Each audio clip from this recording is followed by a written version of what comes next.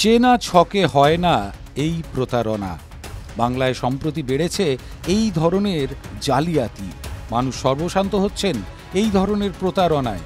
কি এই প্রতারণা, কিভাবে চলে এই প্রতারণা, এর থেকে বাঁচার উপায় কি, এর সম্বন্ধে জানাচ্ছেন সাইবার অপরাধ বিশেষজ্ঞ মোহাম্মদ রেজা। আধারে আধার, এই পিএস প্রতারণা কি? মানে কারো এরকম ইন্ডিয়াতে কারো ক্ষমতা নেই বা কোনো এরকম কোনো হ্যাকার নেই যে দূর থেকে রিমোটলি আপনার টাকা হ্যাক করে নেবে। শুধু একটা জায়গা আমি ব্যতিক্রম বলবো, সেটা হচ্ছে নতুন এক ধরনের প্রতারণা আমাদের ওয়েস্ট বেঙ্গলে ভীষণভাবে হচ্ছে। সেটা হচ্ছে এইপিএস প্রতারণা, মানে আধার এনেবল পেমেন্ট সিস্টেম প্রতারণা। এটা নিশ্চয়ই জানেন যে গত 2 থেকে আড়াই বছর ধরে প্রতারণাটা চলছে। সেখানে সবচেয়ে মজার ব্যাপার, এখানে প্রতারকরা আপনার কাছে কোনো কিউআর কোড পাঠাবে না, আপনাকে কোনো লিঙ্ক পাঠাবে না, আপনার কাছে কোনো ওটিপি যাবে না, বা আপনাকে বাধ্য করবে না নেট থেকে কোনো থার্ড পার্টি অ্যাপস ডাউনলোড করাতে। অথচ আপনি কিছুই জানলেন না, হঠাৎ করে দেখছেন দিনান্তে বা মাসের শেষে বা সপ্তাহের শেষে হঠাৎ করে একটা রিপোর্টে দেখছেন, বা আপনার ব্যাংক চেক করতে গিয়ে দেখছেন আপনার এত হাজার টাকা বেরিয়ে গেছে কোনো দিন। কিভাবে হয় এই প্রতারণা? যে প্রতারক সে শুধুমাত্র আপনার আধার কার্ড আর আপনার ফিঙ্গারপ্রিন্ট মানে বায়োমেট্রিকটাকে ইউজ করে পুরো টাকাটাকে হ্যাক করে নিচ্ছে, বার করে নিচ্ছে। এখানে কিন্তু অনলাইন কিছু হচ্ছে না। কিসের ফায়দা তুলছে প্রতারকরা?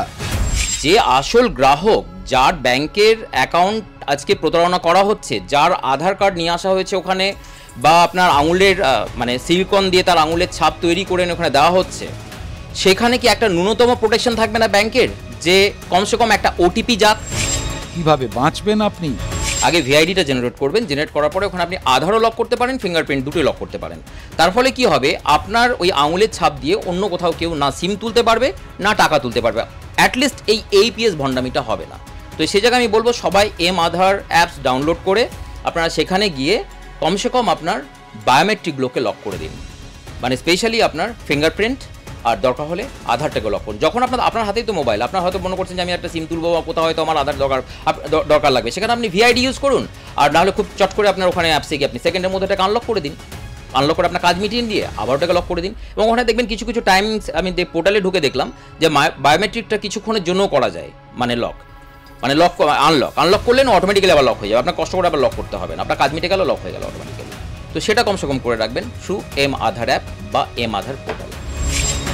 সতর্ক থাকুন, চেনা কেউ প্রতারিত হলে সেই খবর চেপে না রেখে ছড়িয়ে দিন, তাতে প্রতারকদের চেনা সহজ হয়ে যাবে। TV9 Bangla digital.